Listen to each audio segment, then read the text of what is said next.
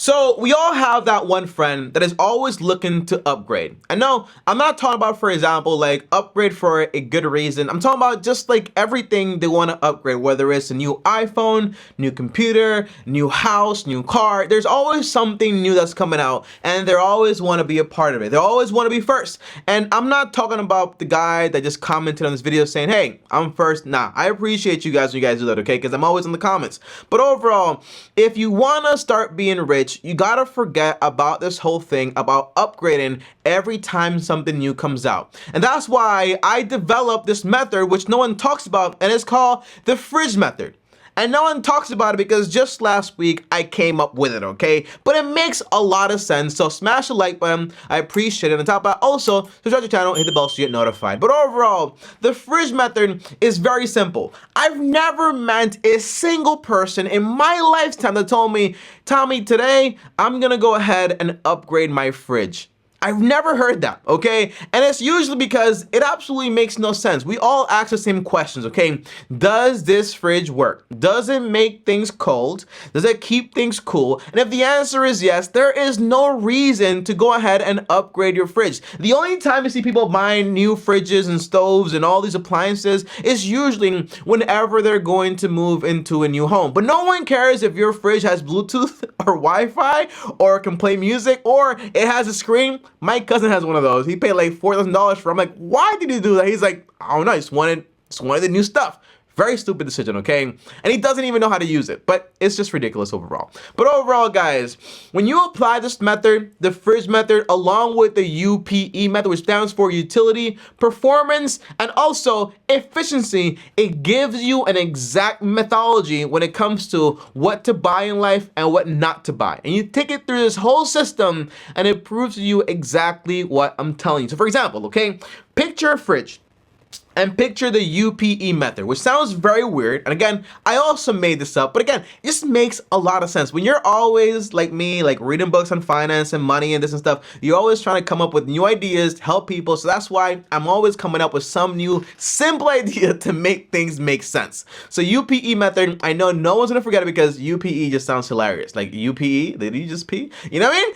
Mimiture, I know. But overall, think about it. So you're buying a fridge. Utility. What is utility? Is to keep things cold and cool and to make sure nothing is actually going to go spoil in there. That's all you care about. When it comes to P, performance, okay? Some fridges that give you ice and water and is also filtered. That's important to you, great, but it doesn't have to be a necessity. And then when it comes down to E, which is efficiency, you know, sometimes saving money on a fridge and buying, for example, a super old fridge doesn't make any sense because in reality, they're so expensive when it comes to electricity. So you might want to buy something that's a little bit more modern. But that's the whole system. Once you take it through that whole system, every single fridge that has like 15 doors that cost $4,000 just gets thrown out the window. So how do you apply this to real life and real examples to actually save you a ton of money? Well, again, let's go ahead and use this fridge method along with the UPE system, okay? So first of all, one of the most popular things people tend to buy, everyone usually buys, okay? Not everyone, but most people do, okay? Is a car.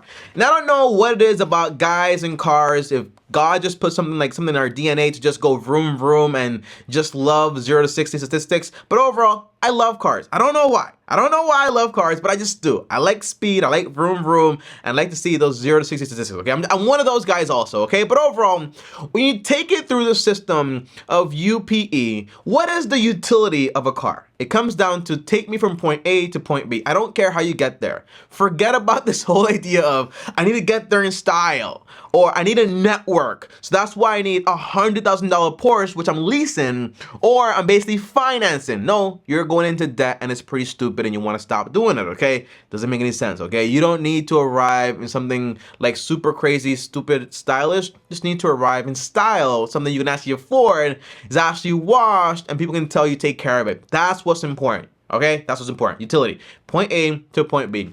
Performance, okay? Overall, you want a car that provides for you those key indicators. So for example, can the car actually run? If the answer is yes, that's basically covered. Can it run at highway speed limits? Every single modern car can run 60 miles per hour on average, okay? Then when it comes to E, it comes down to efficiency. Does it give you an efficient miles per gallon? Most cars regularly do, okay? Unless you're trying to get some speed, sports car, whatever which are terrible for like like miles per gallon. But overall, you don't really want to need to buy a hybrid or electric car, and here's why: because the technology is so brand new right now that everyone that's buying one are rich people, and in reality, guess what? They're paying a premium.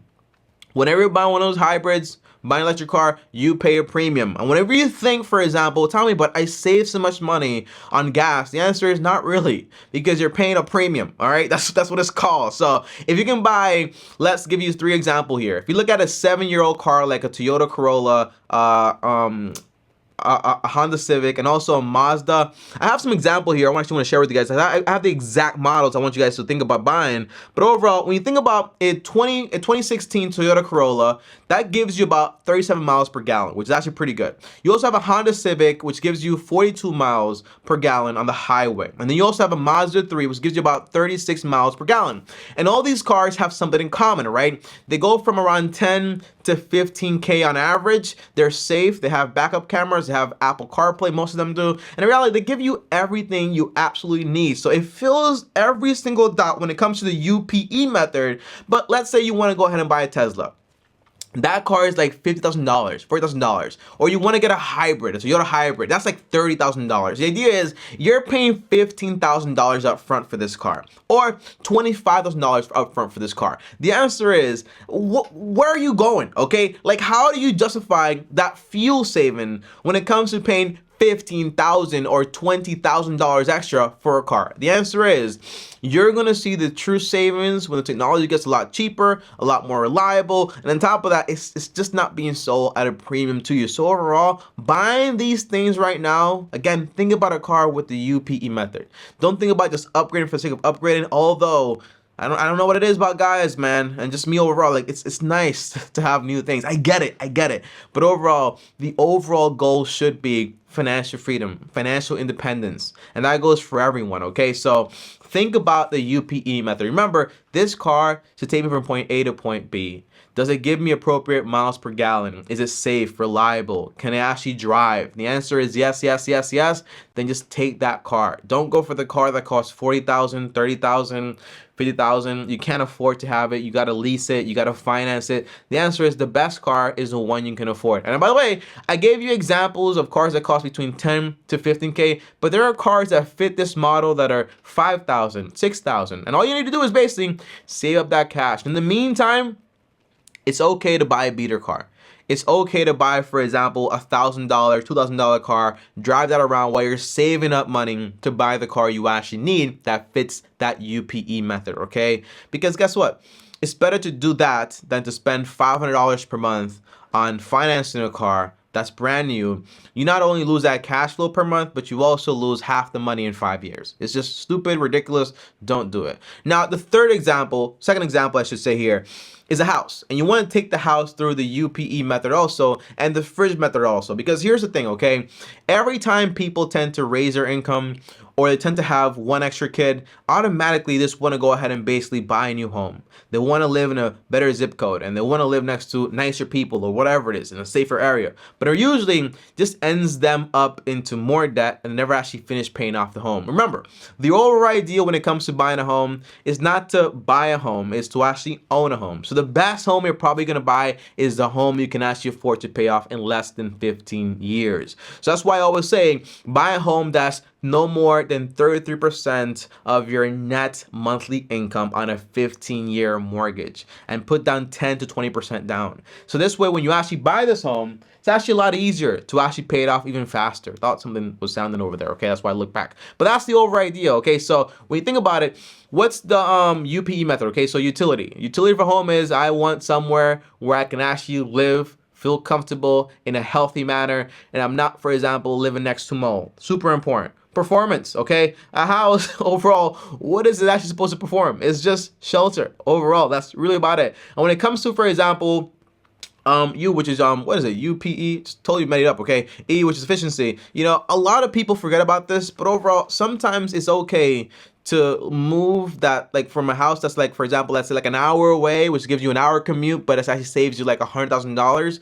Because sometimes if you want to live right next to your job or right next to where everything is hot, it costs a premium. Remember, if you're not rich, you can't afford to pay premiums. Even people that are wealthy, they're in their 50s, they tend to live, for example, in urban neighborhoods, okay? Not urban, it's suburban neighborhoods. I think that's what it's called. Suburban, urban would be in the city, suburban would be outside the city. Am I saying that right? Comment down below, let me know. But that's the overall idea. Don't be afraid to buy a home that's relatively cheap. You can afford to pay it off in 15 years. It's actually a little outside the city, so you can actually afford to actually fit all those categories. But don't forget, the goal is to own a home. And by the way, don't forget this also. The home you buy and you end up owning doesn't have to be your final home.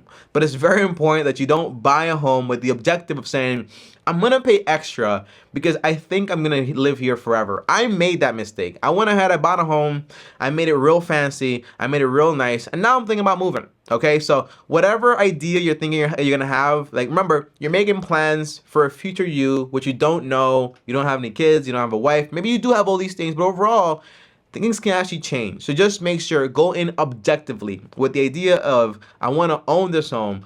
I don't just want to buy it. You got to be different. And if you want to be different and have different results, you got to do different things, okay? So that's the overall idea. So overall, I'm only giving you guys these two examples because that's all you really need. So whenever you're thinking about the fridge method, just think about, I buy something because I need it. As long as it keeps working and providing me with everything I actually need out of it, I don't need to upgrade it. Okay, and when you think about the UPE method, think about, for example, what is the utility of this thing? What is it supposed to be performing? Okay, and is it actually efficient for me to actually own this thing? Okay, and when you take these two ideas and you put it, for example, into the small things, okay, do I need to buy a new iPhone? Do I need a new Apple Watch? Do I need to buy these clothes, these 23 pairs of shoes, this crazy vacation? You know, is this the most efficient thing for me to do with my money? The answer is usually going to be, with liabilities, no. But whenever you think, for example, about stocks and rental properties and businesses and all this other stuff, you're actually going to make better decisions. And by the way, it's okay to not waste, because I don't want to use that word, but it's okay to spend a percentage of your income on things that don't have a positive return on a numerical basis. Sounds fancy, but I really want to get the definition correctly, okay? What I mean is, it's okay to waste money on having fun. Just a small percentage of your income, no more than 10%, because that money, it keeps you in the game longer.